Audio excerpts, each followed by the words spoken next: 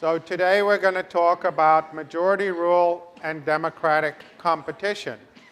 Whenever we think about democracy, there is this automatic, almost reflexive impulse to associate democracy with majority rule. We saw last time that was one of the things that frightened Madison and his contemporaries, that they wanted to limit the power of majority factions, as he called them, limit the power of majority rule. But we think today, reflexively, that majority rule confers legitimacy of some sort on collective decisions. And what our agenda today is to dig into why it is that anybody might think majority rule has some important normative property. Anyone have any suggestion as to why it might? Why should we care? You know, the endless recounts in Florida in 2000 as to who really had the majority. What's the big deal about majority rule? Why should we care? Any takers? Yeah.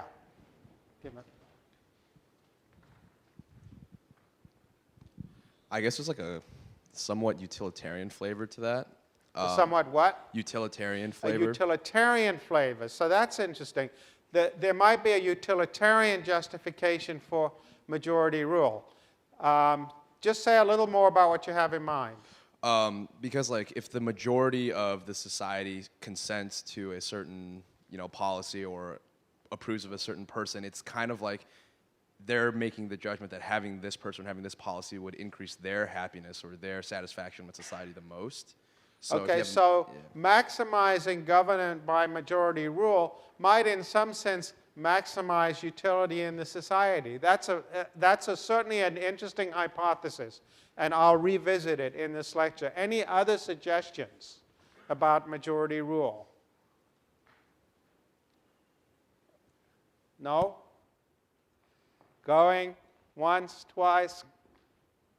Okay, gone. All right, we'll revisit. We'll revisit this utilitarian thinking because I think it's a very good observation to make, because although it's not explicit in much of the discussion of majority rule, I think it is implicit, and we'll come back to that. The traditional justification for majority rule was that it somehow identified the will of the people. That democracy reflects, embodies, and expresses the will of the people. But of course, that just puts it one step further back. What is the will of the people? How do you know the will of the people when you trip over it? One of the canonical formulations of this idea is in Jean-Jacques Rousseau's Social Contract, where he says, there's a great deal of difference between the will of all, what all individuals want, and the general will. The general will studies only the common interest, while the will of all studies private interest, and is indeed no more than the sum of individual desires. But if we take away from these same wills the pluses and minuses which cancel each other out, the balance which remains is the general will. If we take away from the individual wills the pluses and minuses which cancel each other out, the balance which remains is the general will. So people have spent hundreds of years trying to figure out whether that makes any sense. Whether this notion that you find in Rousseau of pluses and minuses canceling one another out makes any sense. And what sense could it make? How would we know, as I said, how would we know the general will if we fell over it? And it's often been the case that people have tended to associate the general will with the idea of the will of the majority.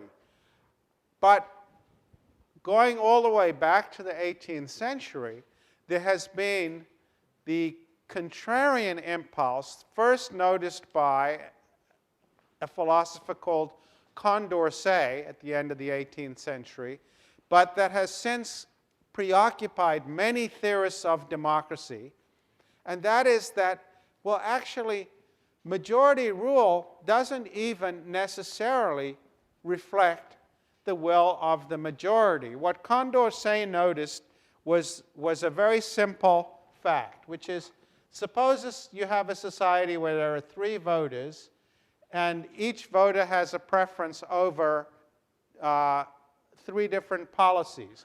So in this example, voter number 1 prefers A to B and B to C. Voter number 2 prefers C to A and A to B. And number 3 prefers B to C and C to A.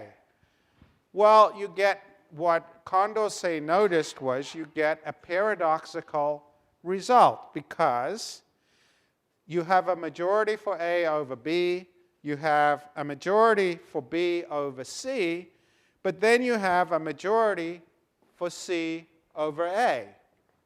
And that seems like a contradiction, because if you dial back through your notes to when we were discussing basic properties of rationality, remember when we were talking about indifference curves and all of that, this seems to violate the principle of transitivity, because you have a majority for A over B, you have a majority for B over C, and then you have a majority of for C over A. So it seems like while our individual preferences can be rational, our collective preferences might be irrational in the sense that they contradict themselves.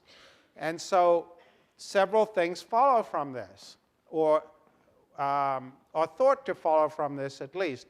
One is that this Condorcet noticed in the 18th century, but a famous, indeed Nobel Prize-winning economist called Kenneth Arrow proved a theorem in 1951 in a little book called Social Choice and Individual Values, that this is a perfectly general result.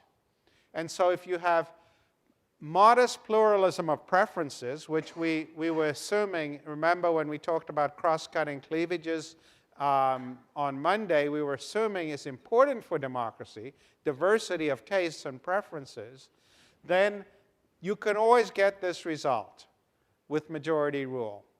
So that has a number of unsettling implications, because it suggests there's no general will identified by the majority. On the contrary, if things are put in one order, you'll get one result, but if things are put in a different order, you'll get a different result. So, you know, the way parliamentary committees often work, you have a motion and then you have amendments to the motion. You always vote on the amendments first and then the final motion last. So another important theorem proved by somebody called Gerald Kramer about 20 years after Arrow basically says, if you let me determine the order of voting, i.e. what the amendments are and what order we'll vote on them, I can get any outcome. All I have to do is know your preferences and control the order of voting, and I can get a majority to appear to support any outcome. So this suggests that majority rule can be manipulated. Now you might say, well, when millions of people are voting, nobody's really controlling the agenda in that specific a sense, and nobody has all of that information about everybody's preferences, so people can't manipulate the outcome. That might be true as well, but it also suggests that there shouldn't be much moral authority attaching to the outcome. If we know, yeah, nobody manipulated that C wins, but if things had been done in a different order, B might have won or A might have won in this circumstance. So why should we attach any particular moral authority to the idea that C won? We shouldn't. It's just an arbitrary result. So footnote to this, if one important takeaway from Arrow's theorem is you should always be the last person to interview for a job. Right? Because if there's cyclical preferences among the interviewers over the candidates, you want the others to bump each other off, and then you come along at the end. Right? So don't say you didn't learn anything useful today. You certainly learned that. They call you for an interview, say, well, could I come in 3 weeks? Why don't you interview your other candidates first? So, majority rule, if there is such a thing as the general will, majority rule doesn't seem to identify it.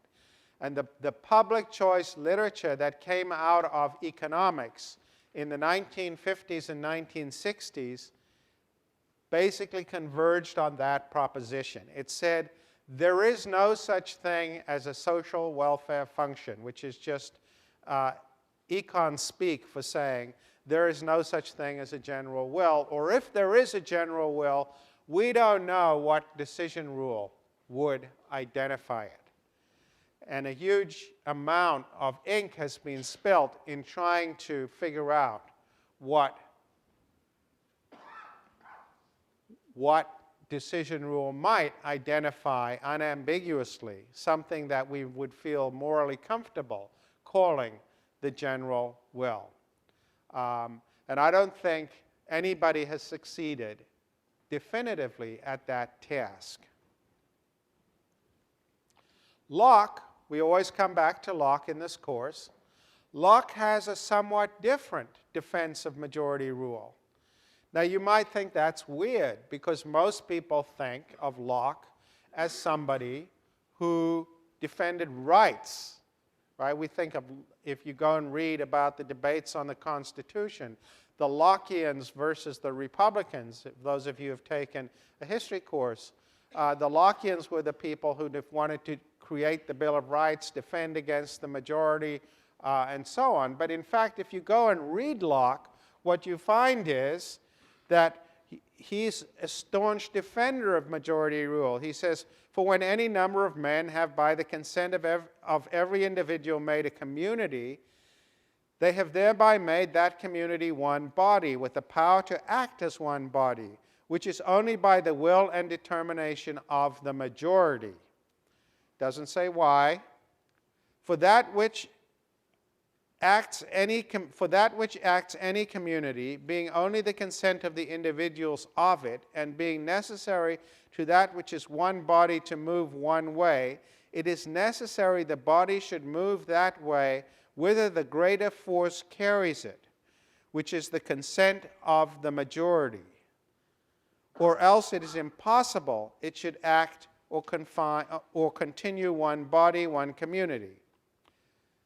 So he's saying that it's necessary the body should move that way whither the greater force carries it, which is the consent of the majority, or else it's impossible it should continue to act one body or one community, which the consent of every individual that united into it agreed that it should, and so everyone is bound by that consent to be concluded by the majority.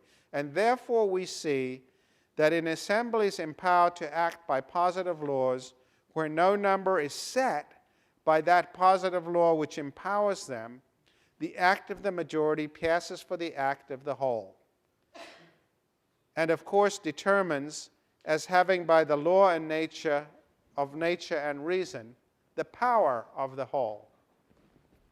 So that's Locke's defense of majority rule. It's not that it identifies some general will. It's really an argument about power, right? He's basically saying, look, once you have a community, somebody's going to win. It's a little bit like Nozick saying, you know, once you have those independents out there, somebody's going to force them to join. Just a realpolitik argument, that the power of the majority is going to determine what the community does. And indeed, if we delve more deeply into other things that Locke says, he basically says, look, if you don't like what the government does, you can oppose, but if nobody agrees with you, you should, as we discussed earlier in the course, you should expect your reward in the next life. If everybody agrees, or if a majority agrees with you, then you can have 1688. right? You can change the government. So this seems to be an argument about the legitimacy of the majority that is very hard-nosed, realistic judgment about politics, not a moral claim that the majority has any particular intrinsic property that gives it the right to govern, right? It's just saying, well, you know, there it is. The majority is going to flex its muscles, and if it's not attended to, it's going to win.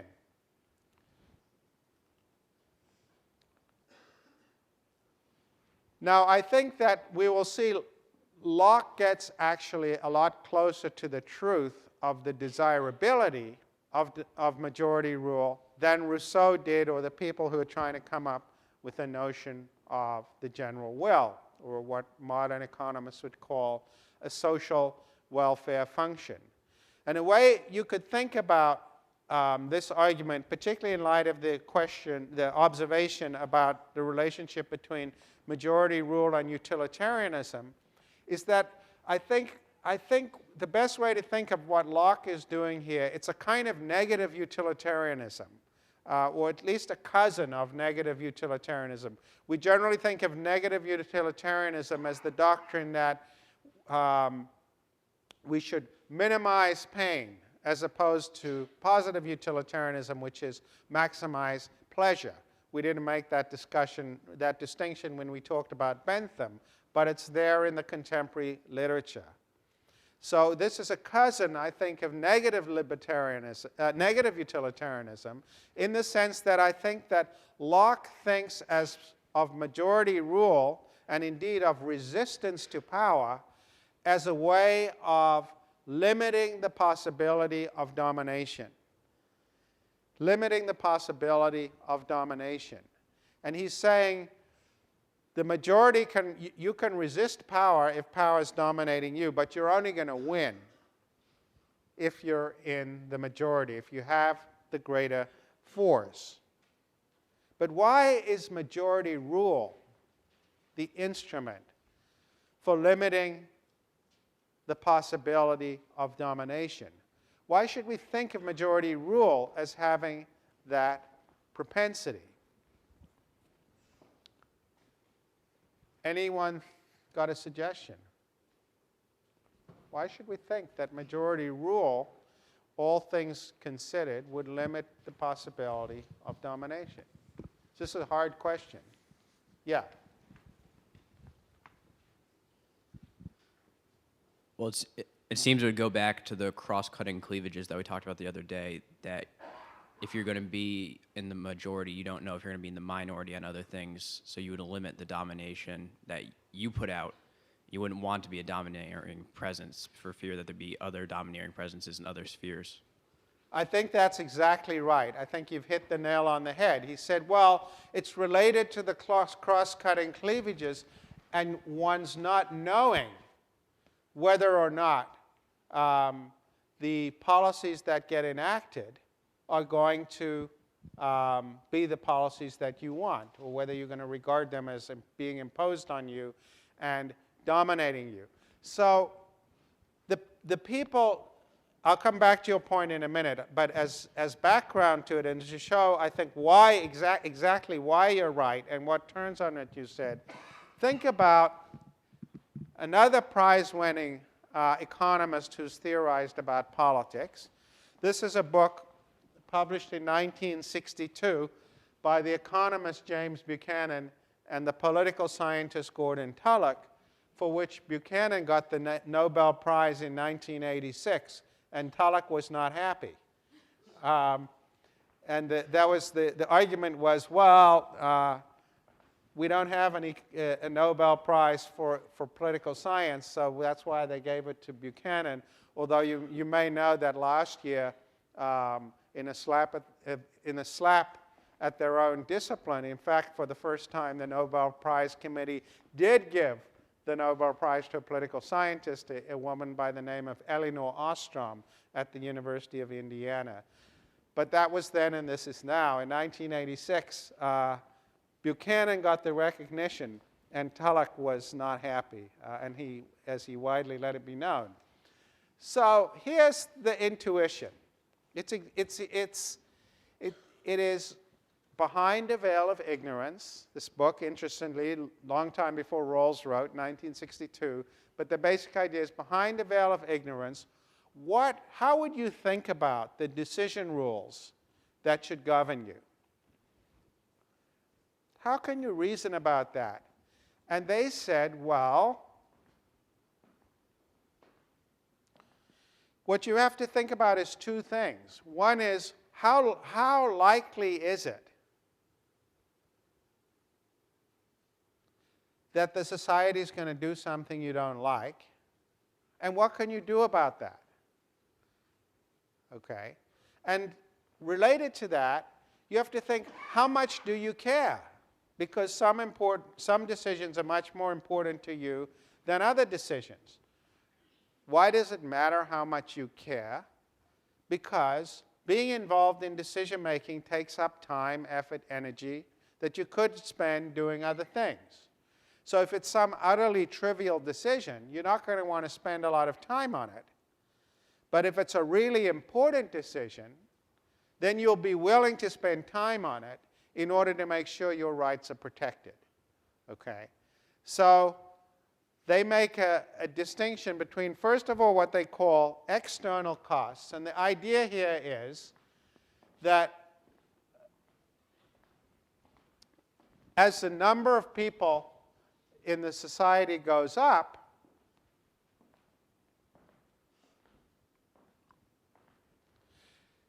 the chances that you're going to have some decision imposed on you that you don't like also goes up, because there are all kinds of decisions that people could make, right? On the other hand, there are decision-making costs too, and as the number of people in the society goes up, the decision-making costs increase as well, because there are more people to talk to negotiate with, and so on. And so what you have to think about is the sum of those two things. How important is it to you, right?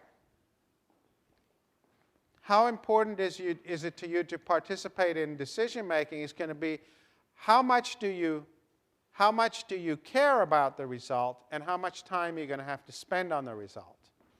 And what they said in a kind of utilitarian calculus, they said, what you're going to want to do is add them up. So you're going to want to minimize the sum of the external costs and the decision-making costs. Right? You're going to want to minimize that. So when a decision is completely unimportant to you, then you won't want to spend a lot of time. But when a decision is really important to you, you will be willing to spend time. Okay? And so then they said, well, so how should we think about the organization of society? For questions that people think are really important, we should have something like unanimity rule. Because after all, unanimity rule is a veto of one. Right? Anybody, if you have unanimity rule, it's like the Pareto principle. Anybody can veto. Everybody's agreement has to be gotten in the limiting case. If you had absolute unanimity rule, you can't do anything without that. Okay? Whereas for less important decisions, this point here where you minimize, when you're minimizing the sum of external costs and decision-making costs, well, it'll be something less than unanimity rule. It might be a 2/3 rule. And even less important things, you might say majority rule.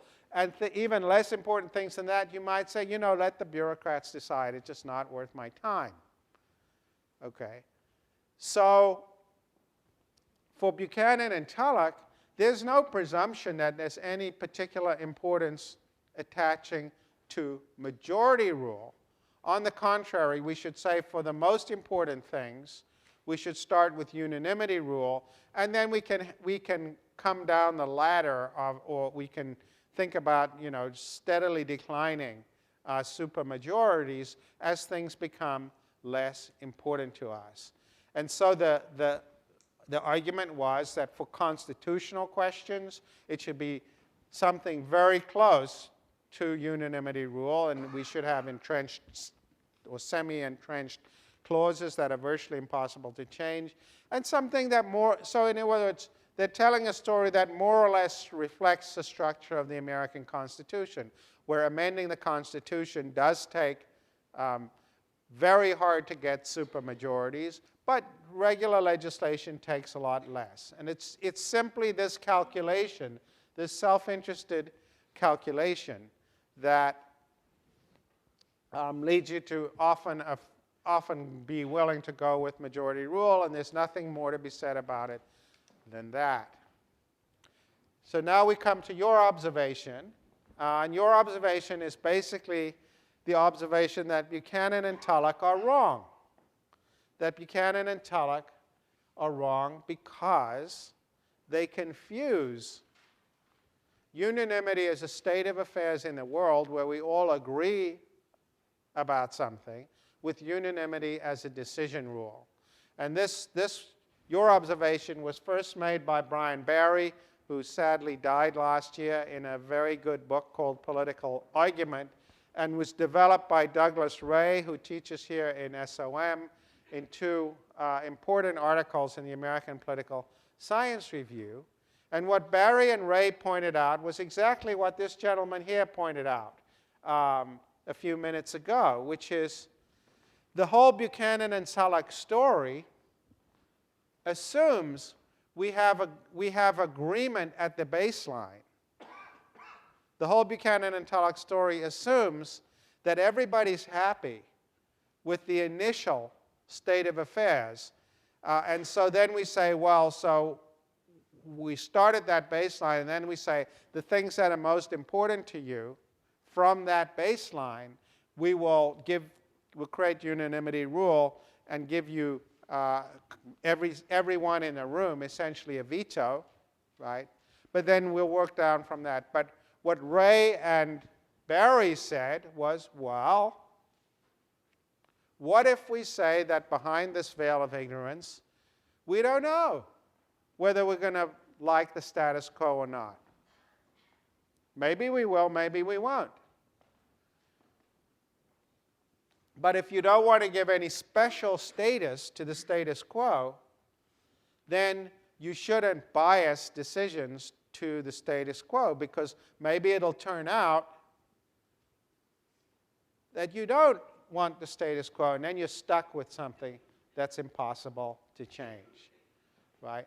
And so what Barry and Ray showed was, well, actually, if you assume behind a veil of ignorance that you're as likely to be against the status quo as in favor of a status quo, then you would choose majority rule or something very close to it. So if the number of people in the society is even, you would choose n over 2 plus 1 or n over 2 minus 1. If you were wanting to minimize the probability that a decision is going to be imposed upon you, not knowing whether or not it was the decision favored by the status quo.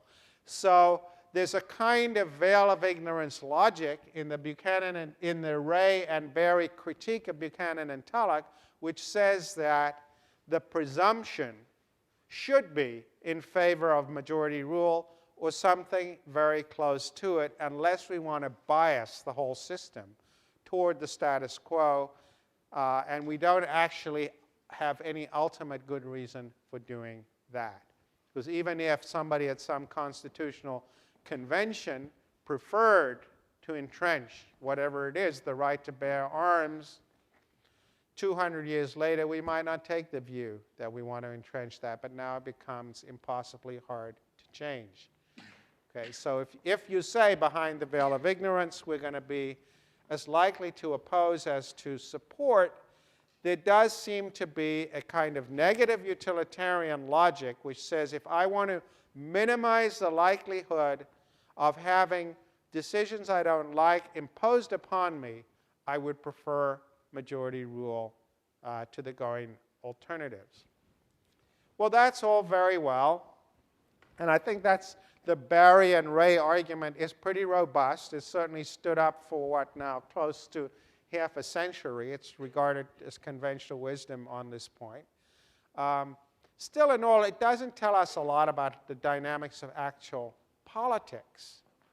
How does competitive democracy play out when we're thinking about how actual political systems, actual democratic systems operate?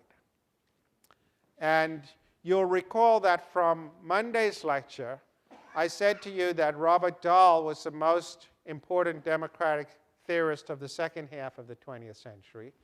But I didn't talk about the first half of the 20th century. And I think the most important democratic theorist of the first half of the 20th century, who in many ways Dahl built upon, was actually an economist by the name of Joseph Schumpeter. Economists had a lot of influence in democratic theory in the 20th century. Schumpeter wrote a book called Capitalism, Socialism, and Democracy, which he published in 1942, 8 years before his death. And most of that book is actually completely unremarkable. Most of that book is a long and rather tortured critique of Karl Marx. But the piece of it we're focusing on are those two little chapters called The Classical Theory of Democracy and Another Theory of Democracy. And I should say that those two little chapters are maybe the most influential writings about democracy in the real world that have came out of the 20th century. Now, it should also be said, just as a prefatory matter, that the title of the first chapter of those two chapters is misleading, because what he calls the classical theory of democracy is actually a neoclassical theory. It is Rousseau's idea of the general will, which we now know to be chimerical. But you know from Monday's lecture that Rousseau's idea of the general will was actually a neoclassical adaptation, because the ancient Greek idea was ruling and being ruled in turn, right? So Schumpeter's critique of what he calls the classical theory of democracy, we should remember, is actually a neoclassical 18th century idea. But he starts from the proposition that the critique of the idea of the general will is valid. There's no such thing. There is no social welfare function, as an economist would put it. And he says, Schumpeter says, let's think about democracy in a fundamentally different way. Let's define it as follows. The democratic method is that institutional arrangement for arriving at political decisions in which individuals acquire the power to decide by means of a competitive struggle for the people's vote.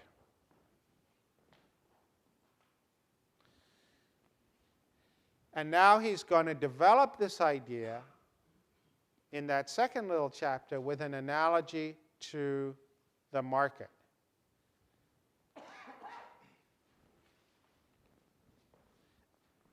He's going to think about democracy as shopping.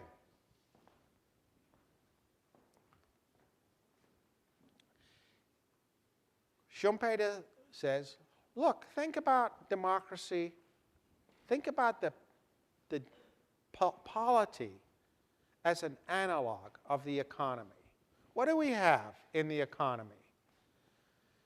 And what do we have in the polity? Well, one thing we have in the economy is consumers, right? What is the political analog of consumers? Any guesses? What's the political analog of consumers?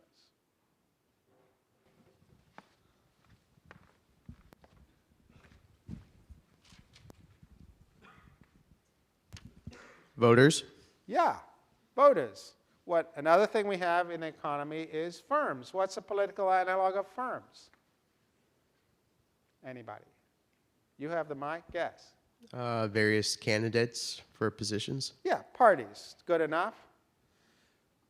Firms make profits. What is the political analog of profits? Whoever wins the election, Close. What do they get? How do they they win? get votes. Exactly. So firms want profits, parties want votes. Then firms produce products. What is produced in the polity? Various party platforms. Platforms, yeah, and legislation. And so when we think of the doctrine of consumer sovereignty in economics, what would the political analog of it be? This one leap out at you immediately, but what? Okay. It's the idea of democratic legitimacy is the equivalent. When we say this consumer sovereignty in markets, there's democratic legitimacy in the polity. And so we have this basic parallel between the economic system where firms are competing for profits, right? And they engage in a competitive struggle for the consumer's dollar, to paraphrase Schumpeter, right? And parties are competing for votes, and they engage in a competitive struggle for the people's vote. And democracy is not about participation or deliberation or all of the things that people try to identify with. It's essentially, as I said, it's about shopping. You shop for policies and politicians and policies in just the same way as you shop for iPads and Maseratis or whatever it is you buy. Okay? This is how we should think about democracy. Hugely influential, right? Hugely influential. And that what disciplines the elites is that creates the democratic legitimacy, or maybe I should have put democratic accountability there, is the fact that the voter can kick the bums out, right? Gordon Brown's worrying about this for the next few weeks, right?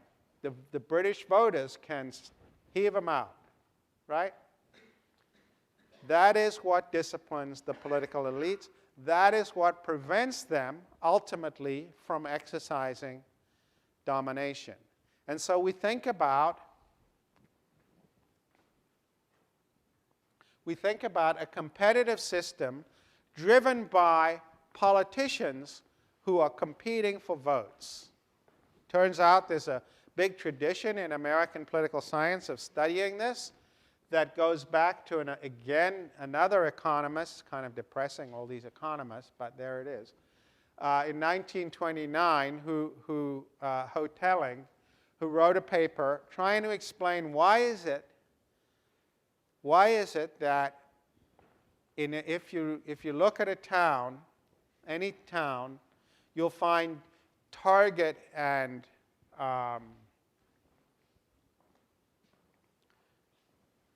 you'll find what's another? Well, you'll find Shores and Stop and Shop right next to each other on Main Street. And Downs developed this into a political argument. Basically, he said, imagine you've got a continuum here from left to right. So the people with this is ideology. People on the left are here, people on the right are here. Well, we should think the population's more or less normally distributed, right? So most people are in the middle and some people are at the two extremes. Well, if you have two political parties,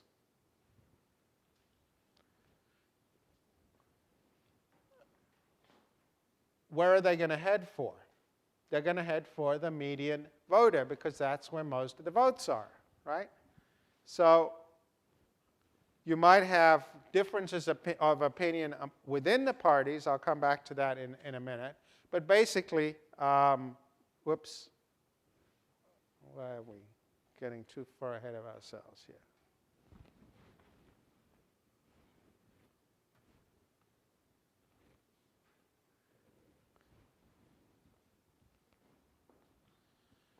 parties are going to head for the median voter because that's where the votes are. You know, we said when they asked whoever it was, why do you rob banks? Because that's where the money is.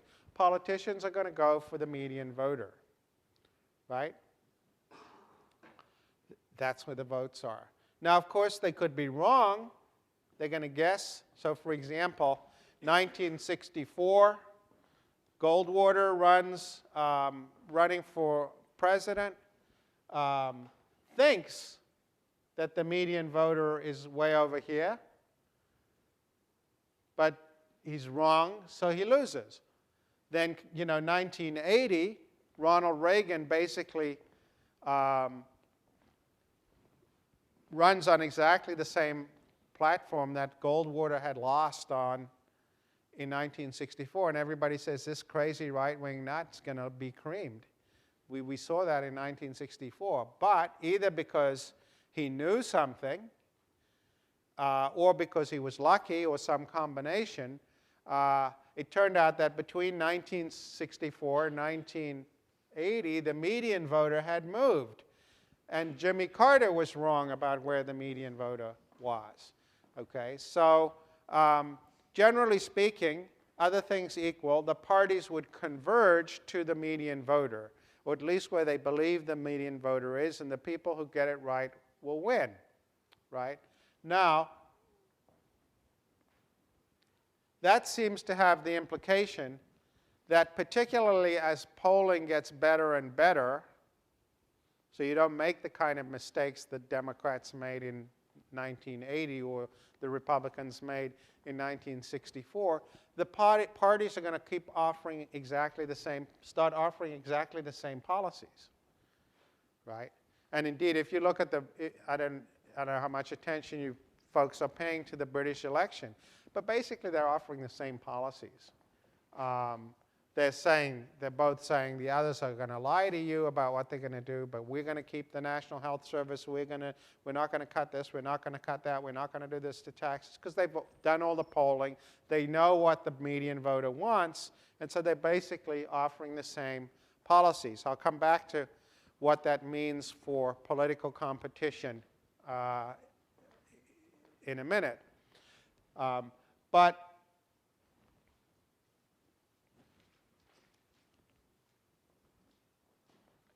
if they're competing, if they're basically offering the same policies, what are they competing over?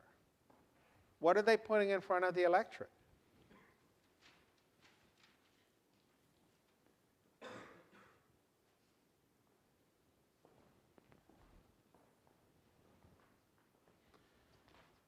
If they're basically both doing the same things, they're going to compete over things like, character assassination. They're going to say, he's a liar. Vote for me because he's a liar.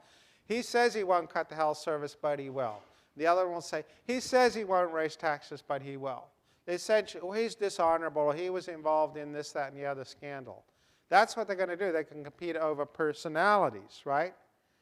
Now, one way you could imagine something that would change that is if there were other variables that kept these parties apart. So, for example, we have primaries now in the US. And of course, the primary voters on the Democratic Party are over here, probably normally distributed. And the primary voters in the Republican Party are here. If you have to win the primary first, then you're going to get pulled down here, and the Republicans are going to get pulled over there, right? And so what happens is if you have some other force that pulls the parties apart, then you might get competition over policy. Some people say, oh, it's bad to have primaries because if you have primaries, the activists get control of the parties, and the extremists in both parties, the unions control what the Democratic Party does, and the far right controls what the Republican Party does. It's true. But the flip side of that is that when the general election comes, you actually have competition over policies, because the parties have been pulled apart by the fact that they had to win these primaries first. Now, there are other bad sides of primaries, but But part of the point here is you need to see that what it is that parties compete over can change, right? So when we put in the general election, the parties have been pulled somewhat apart. So if you have something in the structure of political parties, it could be primaries, it could be a strong control of the party selection process by the leadership or something like that, then you will get competition over policy. Now, some people would say that's better because people get a clear choice as opposed to just character assassination and that sort of thing. It's actually better for them to compete over policies. Notice, though, if you do have strong parties that are kept up ideologically apart and you have competition over policy, you can get results like in Britain, the British railways have been nationalized and denationalized 3 times in the 20th century, because Labour comes in and nationalizes them, and then the Tories come in and denationalize them. So you get policy alternation, and that could be good or bad, but it's a different thing to compete over. So you can have competition over personalities, you can have competition over policies, and of course you can have, as we do in our system, you can have competition over pork. If you have a system in which you have individual constituencies, like we do in the US, you have congressional constituencies and then you have states, each representative is really looking for not the national median voter, but the median voter in their district, right, or in their state. That's who they're serving, right? And so there's a lot of literature about whether it's better to have proportional representation, where you have basically one national constituency, or whether you should have a system in which politicians compete with one another as to who's going to bring more pork back to our district. Okay, so I mention these things only so that you're aware that once we talk about political competition, we haven't settled what it is that parties compete over. But Schumpeter didn't address these because Schumpeter ultimately didn't care. He didn't care really whether they were competing over personalities, policies, or pork. The point was that they were competing, and they wanted to throw one another out. This is the system, to hearken back to Monday's lecture, this is a system in which ambition really counteracts ambition. Whereas separation of powers and all that, for the reasons Dahl gave, doesn't really work. There's no mechanism, right? But this creates a mechanism for ambition to counteract ambition. So Schumpeter and Dahl are much more sympathetic to the idea of pluralism and cross-cutting cleavages and a competitive struggle for the people's vote than they are to institutional checks and balances to discipline elites. Of course, there are problems with Schumpeter. I'll just mention them briefly because we're running short of time, and you can pursue them in section. But one is you're going to have 2 parties or maybe 3 parties or 4 parties. It's oligopolistic competition. It's not a very thoroughgoing form of competition. So that's one thing to think about. Secondly, this whole thing doesn't address the role of money in politics. You will see this in sharp relief in the state of Connecticut in the next 8 months, where the likely Republican nominee for Chris Dodd's Senate seat has already announced she's going to spend $50 million of her own money on her campaign. And so Attorney General Richard Blumenthal, who's the likely Democrat, has to raise a lot of money. So it's not necessarily competitive struggle for the people's vote, but rather struggle for money, and that has implications which you should think about. Notice, third, that this Schumpeterian story completely devalues participation. After all, it buys into the Buchanan and Tullock definition of the problem, where we saw participation was defined as a cost. a cost of, if you have to spend time participating in politics, it's time you could be spending driving your Maserati, and you'd rather be doing that. That's the assumption, right? How good an assumption is that? Maybe participation is inherently valuable. Then you have to think about that. And then finally, it really is a minimal conception of democracy, right? Now, some people have operationalized Schumpeter to say, and this is true in the comparative politics literature about new democracies, that we can't call a system a democracy until the government has twice lost an election and given up power. This is called, sometimes called the Schumpeter two-turnover test. Famous Harvard political scientist who recently died called Samuel Huntington came up with the two-turnover test. We can't call something a democracy unless there's been this turnover at least twice. In one way, that's a stiff test. Japan didn't meet it until very recently. The US didn't meet it until 1840. India didn't meet it until recently. South Africa, which people crow about as a new democracy, has yet to meet it. We don't know what would happen if the ANC lost an election. Would they give up power? Maybe, maybe not. Okay, so in one respect, it's a robust test, but people criticize it as being minimal, saying, really, there's more to democracy than that. And we'll come back to that question next week. But what I want you to take away is, I think, the enduring insight of the Schumpeterian model that really starts with Locke's linking. Locke was very prescient. He saw 3 centuries ahead. Linking of majority rule to this idea of resisting domination. And that non-domination, this idea of resisting domination, however you institutionalize it and operationalize it and all of that, that is the basic animating ideal of democracy. We'll pick up from there on Monday.